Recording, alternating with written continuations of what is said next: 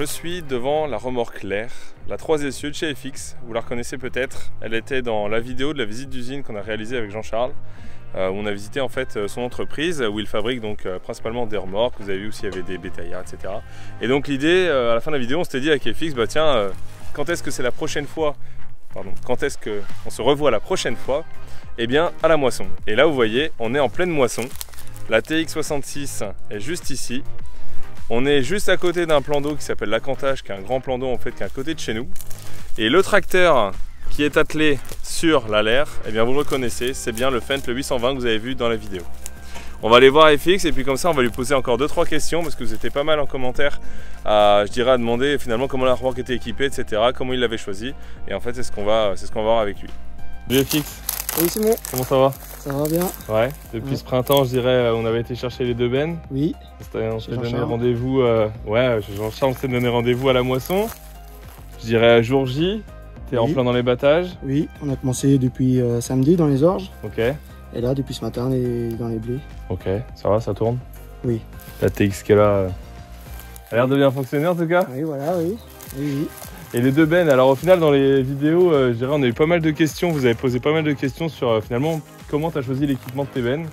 Je dirais que ce soit les pneumatiques ou que ce soit finalement les ridelles, pourquoi t'as pris, je dirais il y avait un kit, on va dire ensilage dans la vidéo, on voyait.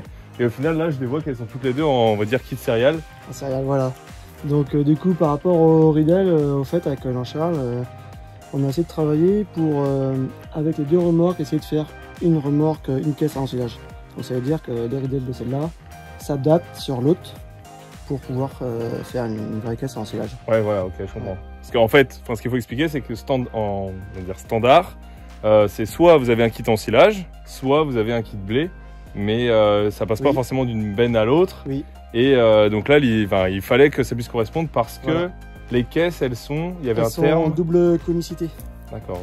En fait. Donc ça veut dire que c'est pour le flux. Ça sorte mieux de la caisse. En fait, sur la longueur de la caisse, elles sont ouvertes. Ouais. Et sur la largeur de la partie rouge, elles sont aussi ouvertes dans l'autre sens. Afin que l'ensilage sorte peut-être mieux de la caisse. Ok. Bon, et sinon, tu t'en es servi un peu l'ensilage autrement? Oui, voilà, on a fait quelques tours aussi à l'ensilage. Après, en termes de pneumatiques, sur mon ancienne remorque, j'avais déjà des pneus en 30,5 de haut. Et c'est bien, c'est très roulant, c'est bien. Et avec le tridem qui est inversé, on peut avoir des 30,5 qui sont homologués en 40 km/h. Ok. Et j'ai fait le choix de Maxam par rapport à la carcasse tout acier. Ok. Moins d'échauffement sur la route. Parce que c'est des bennes qui vont à 40.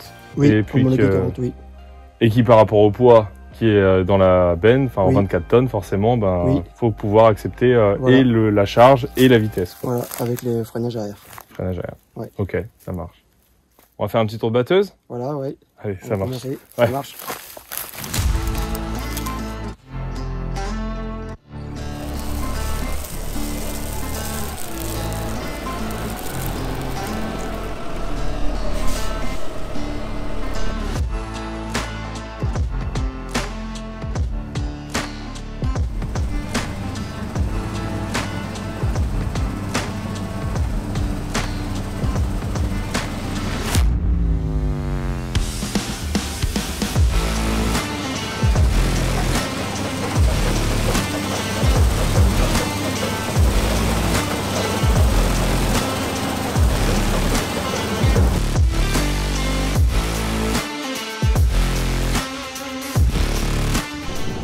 Bon, alors, en cabine avec FX, dans la TX66, alors c'est presque une première pour moi, je t'avoue.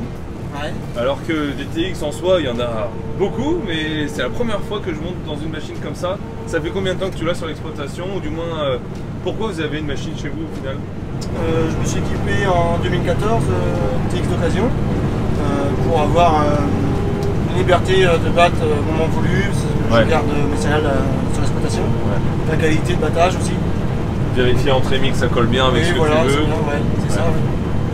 Et puis aller, j'imagine, à votre rythme, à votre vitesse. Oui, voilà, c'est ça. À notre rythme, Ok.